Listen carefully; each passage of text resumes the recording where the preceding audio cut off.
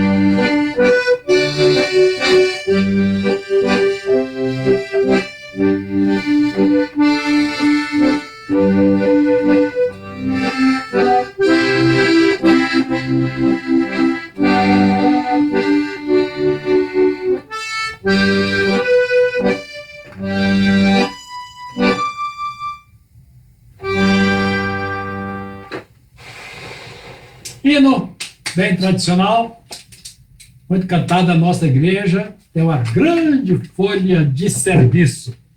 Muito bem, só para relembrar um pouco os nossos hinos tradicionais.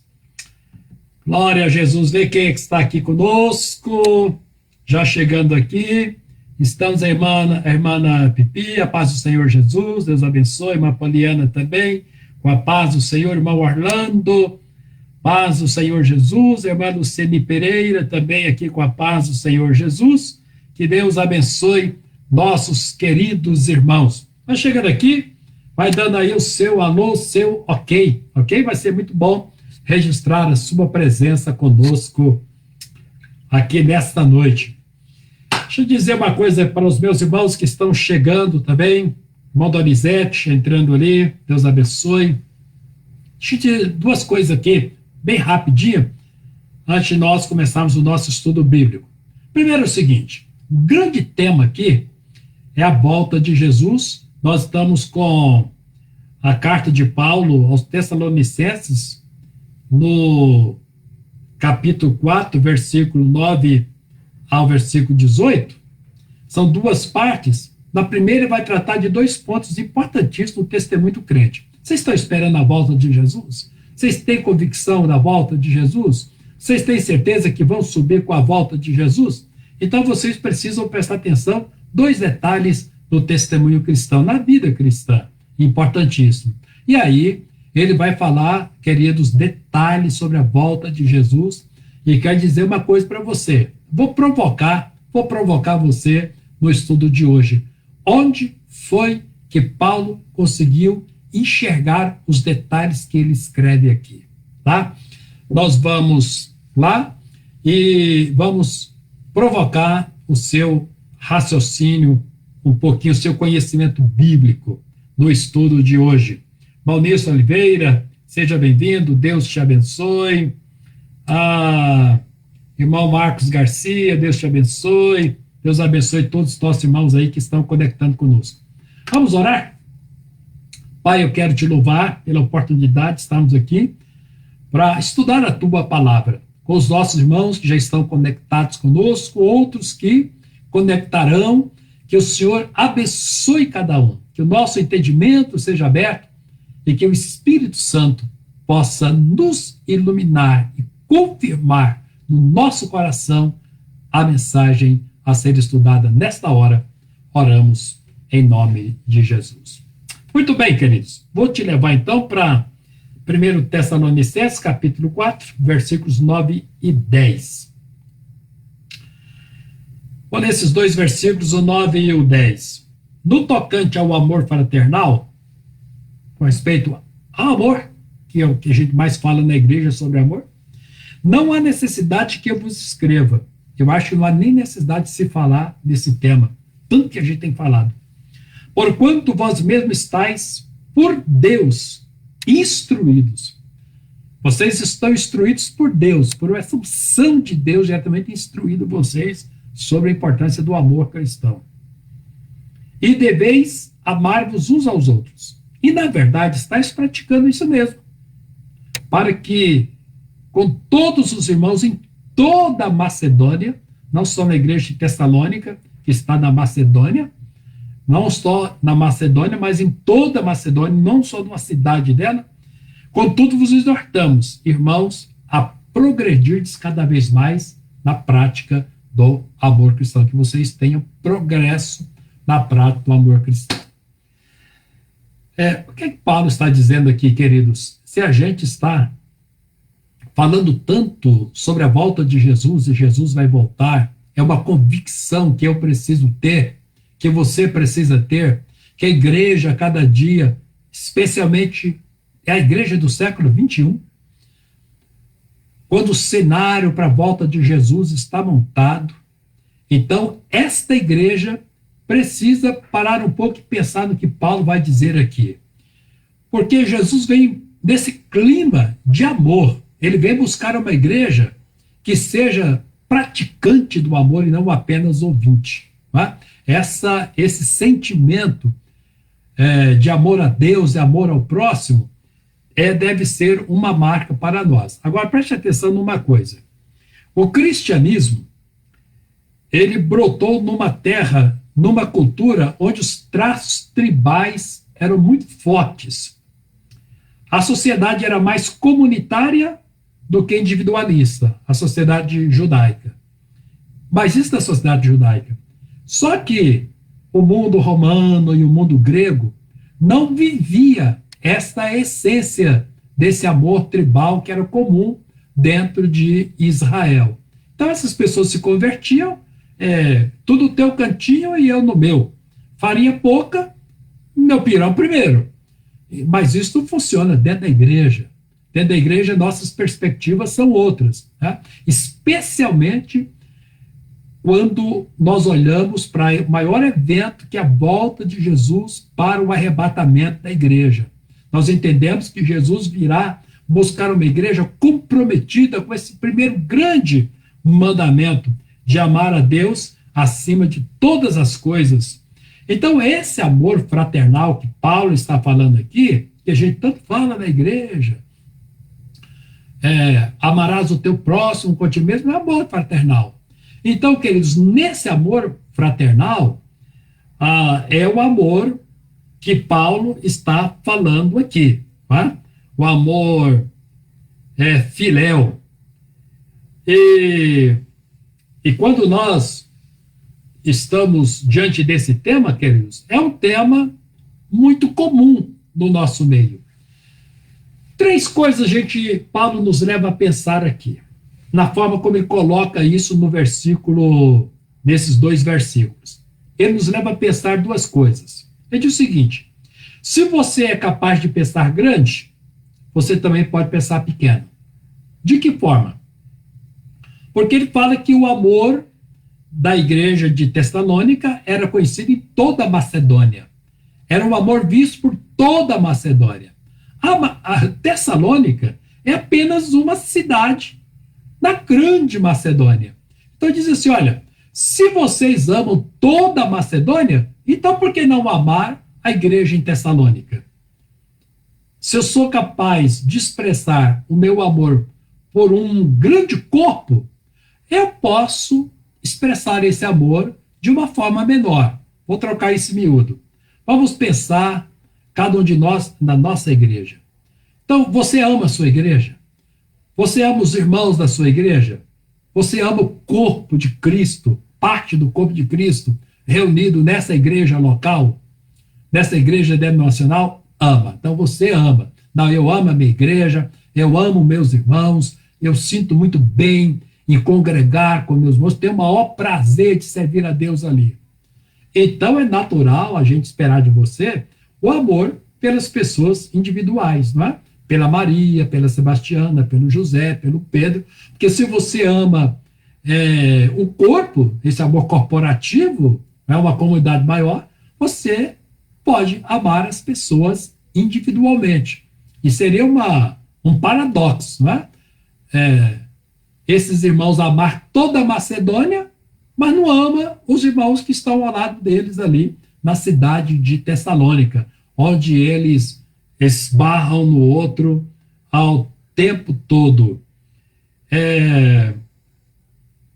Outro aspecto que Paulo está dizendo aqui, assim, irmãos, esse tema é tão comum, esse tema é tão frisado na igreja, que eu não sinto necessidade de falar sobre ele. Então, meus queridos, eu penso como Paulo. Então, se hoje todos nós parássemos de falar do amor, vou falar nos outros temas da Bíblia. A Bíblia tem mais de 4.000 temas. O amor é apenas um desses temas. Então, se todos nós, a partir de hoje, eu vou pregar tudo, menos sobre o amor. O amor a Deus, o amor ao próximo, que é o segundo grande mandamento.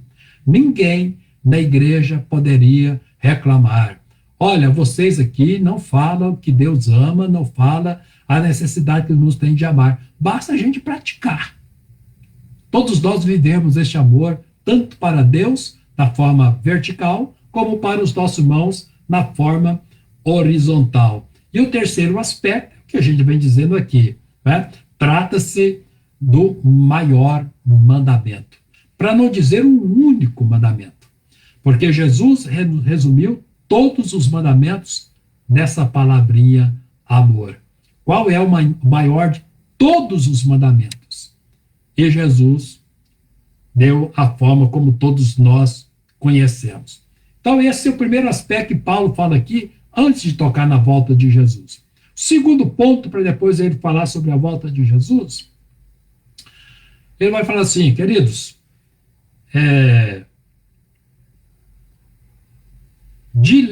diligenciardes, versículos 11 e 12, por viver tranquilamente, cuidar do que é vosso, trabalhar com as próprias mãos, como vos ordenamos, de modo que vos porteis com dignidade para com os que estão de fora e de nada venhais precisar. Outra coisa que Paulo diz é o seguinte: bom, se você está esperando a volta de Jesus, tá? É a maior demonstração do amor de Deus, é a volta de Jesus para o arrebatamento da igreja. A segunda coisa que Paulo vai dizer aqui é o seguinte: aprenda a ficar quieto, a trabalhar com as suas mãos, suprir as suas necessidades, não depender de ninguém e viver com dignidade. O que nós entendemos aqui, queridos, nesta mensagem de Paulo, é que nós tínhamos alguns irmãos na igreja de Tessalônica, como ele vai me dizer, que não queriam trabalhar, porque a volta de Jesus, na forma como a igreja pregava, e nós pregamos hoje, é uma coisa tão iminente. Jesus pode voltar agora mesmo, Jesus pode voltar essa noite, Jesus pode voltar amanhã, sábado, Jesus pode voltar a semana que vem, Jesus pode voltar antes que termine esse mês, Jesus pode voltar antes que termine essa pandemia, Jesus pode voltar, tá? e levar a igreja, o povo dele com ele. Nós estamos respirando o ar da segunda volta de Jesus. Mas a igreja primitiva também fazia isso, 2000 anos atrás. Só que alguns interpretavam isso de forma errada. Não, se Jesus pode voltar a qualquer momento, a volta de Jesus é iminente. Nós podemos viver essa experiência a qualquer momento. Para que trabalhar? Para que perder tempo trabalhando? Juntando coisas aqui que não vão servir para nada. Então, eles, escondendo atrás da promessa da volta de Jesus, não queriam trabalhar. É a mesma coisa hoje. Eu imagino, queridos, que nós somos a geração do arrebatamento. Tá? Eu prego isso com muita convicção. Eu sempre digo, é mais fácil eu participar do arrebatamento do que morrer. Com toda essa pandemia, essa virose que está acontecendo por aí. Embora a gente se cuide o máximo possível. Então, queridos, mas isso não é desculpa para a gente não trabalhar. Jesus pode voltar hoje? Pode. Jesus pode voltar esse mês? Pode. Jesus pode voltar antes que o ano 2020 acabe? Pode voltar. Mas nós temos que continuar com os nossos projetos. Você está pensando em comprar casa? Continue com o seu projeto de comprar casa. Você está pensando em casar? Continue com o seu projeto de casamento. Você está pensando em passar no concurso público? Continue com o seu propósito de passar no concurso público. Invista nesses anseios. Você está pensando em se aposentar e ficar tranquilo, balançando na rede, só usufruindo aí a sua aposentadoria, viajando, fazendo turismo? Continue com o seu propósito. Se Jesus voltar, não der tempo de cumprir nada disso, tudo ficou para trás. Mas não é desculpa nós abandonarmos os nossos propósitos, os nossos anseios, os nossos sonhos. Ninguém deve abandonar nada. Olha o que Paulo vai dizer na segunda carta, que revela isso da igreja. Uma igreja, gente ociosa, preguiçosa, me permite aqui o termo, entre aspas, malandra, né? Os crentes malandros aí, preguiçosos, ociosos, que não querem trabalhar e, escondendo atrás da promessa de Jesus, lança por terra aí as suas responsabilidades. Veja o que Paulo diz na outra carta, no capítulo 3, versículo 11, a segunda carta. Ele diz o seguinte: pois de fato, estamos informados de que entre vós há pessoas que andam desordenadamente, não trabalhando, ociosas, preguiçosas, não trabalham, antes se intrometem na vida alheia. Pessoas não trabalham, não assumem responsabilidade e fica perdendo o seu tempo, se intrometendo na vida alheia. Então, queridos, para antídoto dessa ociosidade, dessa falta de compromisso com a vida, é que Paulo escreve que cada um devia ser diligente para viver de forma tranquila, cuidar do que é deles, trabalhar com as mãos, portar-se com dignidade para com aqueles que ainda não receberam Jesus como Salvador. Em outras palavras, Paulo está dizendo, queridos, vá cuidar da sua própria vida. Você não quer trabalhar? Não quer assumir responsabilidade com a vida? Não perturbe a vida de ninguém. Cuide da sua própria vida. Se você não puder ajudar, não atrapalhe ninguém. Se for arrumar encrenca, fique em casa, permaneça em casa, fique em paz, não saia da sua casa. O mundo já tem problemas demais, já tem dificuldade demais, e você não precisa ser mais um problema no meio de tantos esses que a igreja já tem. Então é isso que Paulo está dizendo aqui para a igreja. Diante da mensagem da volta de Jesus, ele faz um apelo em casa. Por favor, vivam de forma tranquila. Vá cuidar da sua vida. Cuida dos seus interesses, daquilo que é seu. Vá trabalhar com as suas próprias mãos. Por que Paulo usa, irmãos, essa figura, essa sinédoque, né? Sinédoque é você pegar o particular pelo todo. Pois, irmãos, a trabalhar com os seus talentos, com a sua vida. Invista a sua vida no trabalho. É melhor Jesus voltar e você estar trabalhando arduamente, suando, ganhando o seu pão de cada dia, mesmo que esse dinheiro não vai servir para nada, do que ele achar você de braços cruzados, perturbando a vida de quem está quieto, não é? Criando encrenca, dificuldade, se intrometendo na vida dos outros, falando mal dos outros. Então, essa é a mensagem que Paulo fala aqui. Uma igreja intrometida, alguns irmãos intrometidos e alguns irmãos preguiçosos. Porque não é convicção, queridos, de quem está aguardando Jesus voltar. Então, se Jesus está voltando, as duas palavrinhas que ele fala aqui, se a gente for resumir esses 4 versículos, o primeiro é amor. Mas olha, vocês têm que amar os irmãos, se relacionar bem com os irmãos, e outra coisa, relacione bem com a sua vida. Porque se você não trabalhar, você está comendo à custa de alguém.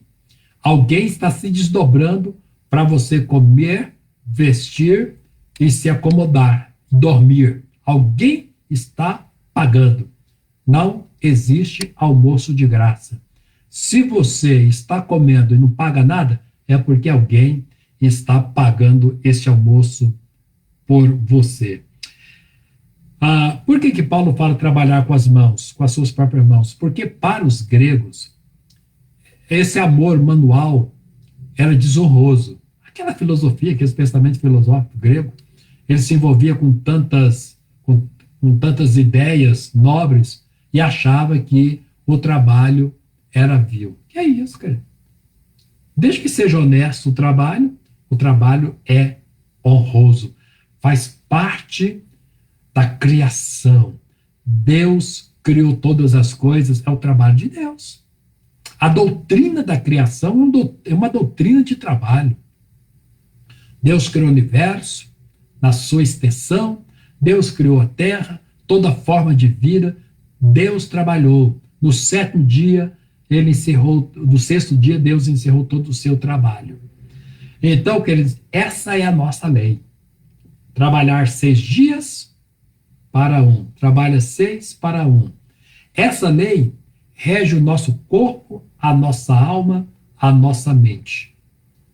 Se eu não trabalho, meu corpo vai adoecer, minha alma vai adoecer e minha mente também vai adoecer. A nossa saúde está nessa lei da criação. Trabalhar 6 dias para um. Trabalha 6 para um. Agora, se você quiser trabalhar os 7 sem descansar, você está quebrando uma lei. E você vai sofrer porque você está quebrando uma lei. Mas tem pessoas que trabalham em 3 empregos. Não tem tempo para a família, não tem tempo para descanso, não tem tempo para se refazer. Já já essa pessoa está doente. E aí nem trabalho e nem lazer, nem nada, né? Nem família, nem nada. Acaba jogando tudo fora. Deus disse, trabalhe 6 dias e pare um. 6 e para um. Bom, isso aí faz parte da doutrina da criação. Tudo na vida se reporta ao ato criador de Deus. Bom, queridos, agora eu quero te fazer umas provocações. Esse texto aqui dos versículos 13 a 18, qual foi que Paulo escreveu? Eu gostaria de estar agora no estudo presencial, porque eu queria ouvir vocês, queria provocar vocês. Como foi que Paulo escreveu esse texto a partir do versículo 13? Esses detalhes aqui. Onde foi que ele enxergou isso? Como foi que Paulo enxergou isso? Vou ler só para você ter uma ideia. Só para você ter uma ideia. Acompanhe comigo aqui essa leitura, a partir do versículo 13. Eu vou fazer a leitura aqui e vou te provocar, tá bom? Mas você pode participar aqui. Eu vou ler aqui. Eu estou vendo que vocês falam aqui. A Poliana e nosso canal estão disponíveis outros estudos.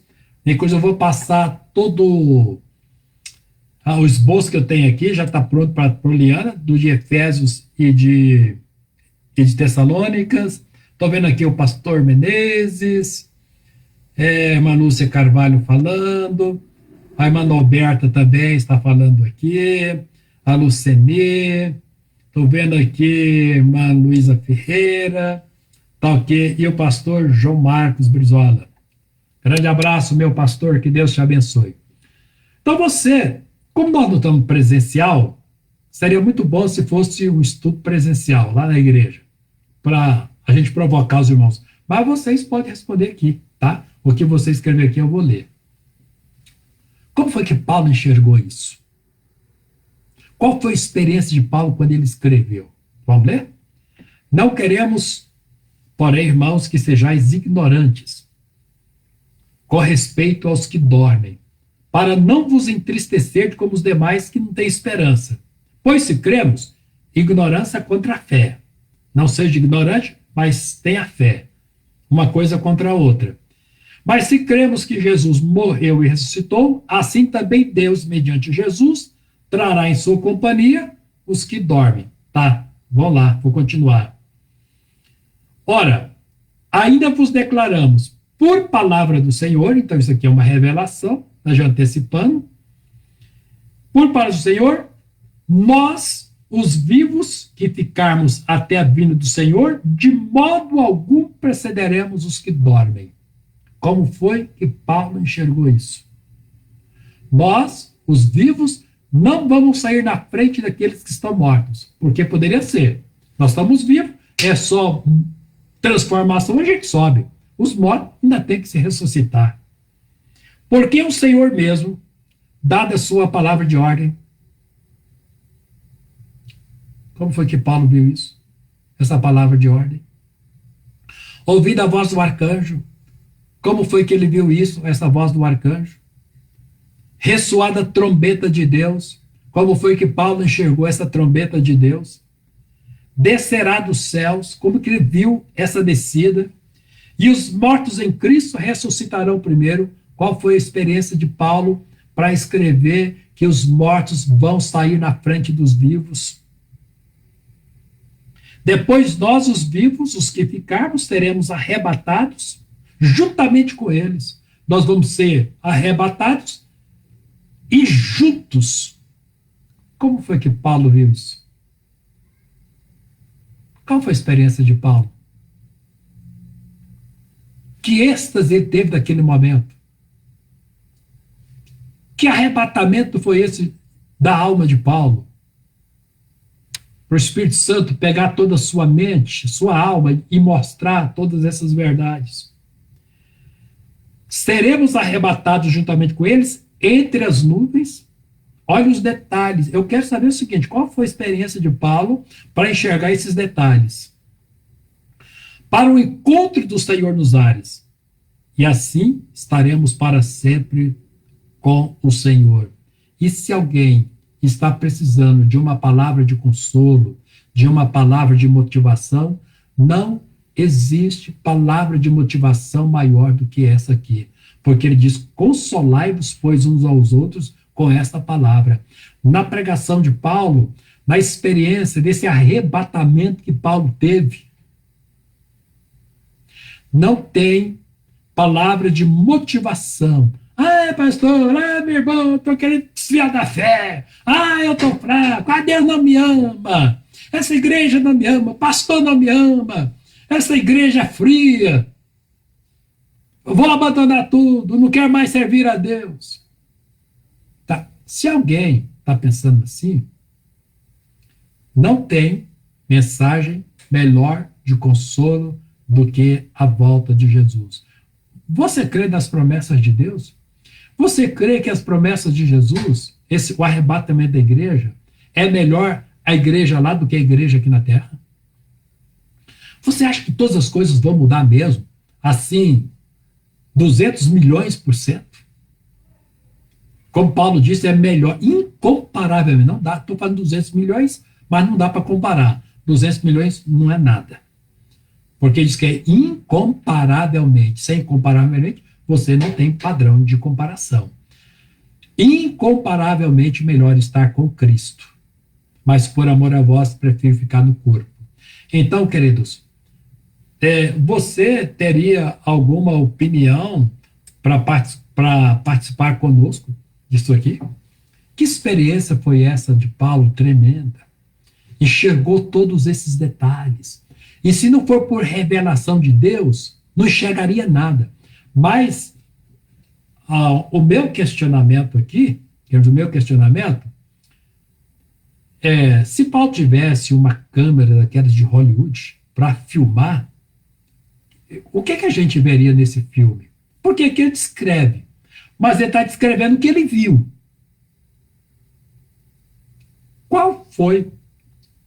Quem foi Paulo depois de ter passado por essa experiência?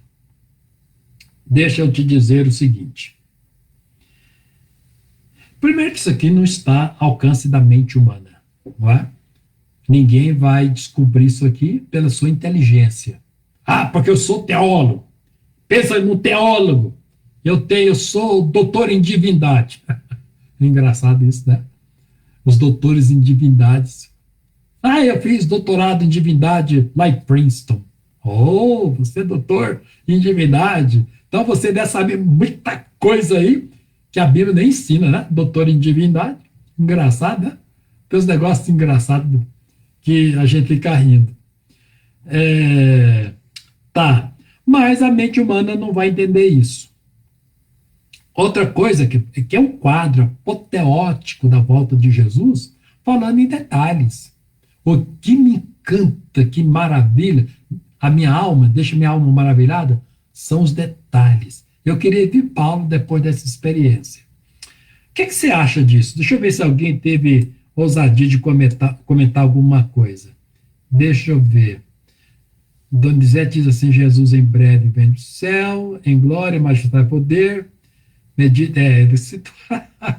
Ele se limitou aqui a citar verso de um hino muito cantado da igreja. Você está entendendo a nossa provocação aqui nessa noite? Você acredita nisso? Você acredita nisso? E Paulo desafia a igreja. Pessoal, se vocês estão acreditando nisso, por favor, prossigam demonstrando o amor, todo o amor que vocês têm pela igreja, por todos. E depois o seguinte: não se intrometa na vida de ninguém, ficar criando confusão. Vai cuidar da sua vida e se preparar melhor para esse momento aqui, porque Jesus virá buscar uma noiva sem defeito. Outra coisa que eu quero dizer aqui para vocês, queridos, primeiro, que está fora da nossa mente, né? Segunda coisa que eu preciso dizer para vocês aqui nesse texto é que a mesma glória que pertence à igreja que hoje está viva, no nosso caso, nós estamos aqui em nossos pulmões, respirando, trabalhamos, temos nossas atividades, estamos toda a vida normal, mas aqueles irmãos nossos que morreram desde Adão, os salvos desde Adão, morreram debaixo da promessa. A mesma glória que tem para nós, tem para eles também. O mesmo futuro, a mesma expectativa, tanto é nossa que estamos vivos, quanto deles que já morreram. Jesus disse alguma coisa parecida com isso aqui, lá em Mateus, quando ele fala, olha, aparecerá no céu o sinal do Filho do Homem, todos os povos se lamentarão e verão o Filho do Homem vindo sobre as nuvens do céu com poder e grande glória. E ele enviará os seus anjos com grande clangor de trombeta, os quais se reunirão seus escolhidos dos quatro ventos de uma ou outra extremidade dos céus. Deus falou só isso, mas Paulo desceu muito mais. Então, queridos, se vivemos ou se morremos, somos do Senhor. Essa é a promessa nossa. Essa promessa é da igreja. Morremos em Cristo, para a glória dele, e se vivermos, esse tem que ser o nosso anseio. Quais são os seus sonhos aqui? Nada desses sonhos, nenhum desses sonhos pode ofuscar a convicção da volta de Jesus. Você quer comprar apartamento de cobertura? É seu sonho? Invista no seu apartamento de cobertura. Você quer comprar um carro de luxo? Invista nisso. Mas que essa cobertura, que esse carro de luxo, seja o que for na vida. Não, pastor, eu quero viajar pelo mundo. Eu quero viajar pela Europa, da Ásia, eu quero viver as coisas boas. Mantenha o seu sonho, mas que nada disso tire o seu foco da volta de Jesus. Se você puder cumprir, glória a Deus. Se você puder alcançar seu sonho, glória a Deus. Pastor, eu quero viajar pela Europa. Me leva junto. Eu arrumo minha malinha e vou junto com você. Mas paga minhas despesas, por favor. Mas não tira o foco da volta de Jesus. Ele é o nosso maior anseio. Vou terminar o estudo, vou encerrar o estudo dizendo o seguinte. O outro lado, como é triste, queridos, as pessoas viverem sem essa expectativa. Já perdeu isso aqui, já pagou ou nunca fez parte das suas expectativas. Por exemplo, no tempo de Paulo, nós tínhamos alguns filósofos. O Tósquio escreveu o seguinte: uma vez que o homem morre, não há ressurreição. Teócrito diz o seguinte: há esperança para aqueles que estão vivos, mas os que morreram estão sem esperança. E disse ainda: em suas tumbas de pedra se gravavam lúgubres epitáfios, e um deles era: eu não era, cheguei a ser, não sou, pouco me importa. Bem, essas frases não fazem parte da nossa confissão de fé. Nossa grande confissão de fé é: Jesus virá buscar a sua noiva, santa, incorruptível, sem mancha, sem ruga, igreja gloriosa do Senhor, lavada no sangue do Cordeiro. Deus virá buscar os seus eleitos, os seus escolhidos, aqueles que têm o selo do Espírito Santo de Deus. Deus não perderá os seus. Então, queridos, mantenha-se firme, que Deus te abençoe. Na próxima sexta-feira, estamos aqui para estudar o último capítulo de Tessalonicenses, que é o capítulo 5. Na próxima sexta-feira estaremos aqui. Que Deus te abençoe o seu final de semana, que Deus abençoe a sua semana. Estamos juntos, que Deus te guarde nessa pandemia, que essa curva ela logo possa ser diminuída e muita gente possa estar salva. É a oração que Deus tenha misericórdia das nações, do mundo, especialmente do povo dele. Muita gente infectada, muitos irmãos nossos infectados. Que Deus tenha misericórdia deles. Um pastor nosso da Presbiteriana Renovada já faleceu em razão da Covid-19. Já teve baixa na Presbiteriana Renovada de um pastor, que eu saiba apenas de um pastor, lá em Governador Valadares. Que Deus tenha misericórdia de todos nós, que Deus nos guarde. Fique aqui a minha palavra de gratidão por você que nos acompanhou. Grande abraço, fique na paz do Senhor Jesus. Deixa eu ver se tem mais alguma coisa aqui, antes de nós encerrarmos. O pastor Menezes diz assim, citando 1 Coríntios 15, 52, nos diz que no momento, no abrir e fechar dos olhos, ao ressoar da última trombeta, a trombeta soará, os mortos ressuscitarão incorruptíveis e nós teremos transformado. Exato. Texto muito bom. Boa lembrança aqui do pastor Menezes. A irmã Luceni, eu quero estar com Cristo quando a luta se travar. Aleluia. Irmã Ilcineia, Maranata, ora vem, Senhor Jesus. Ora vem. Grande abraço, queridos. Eu os amo muito em Cristo Jesus. Estamos juntos. Fiquem na paz gloriosa do Senhor Jesus.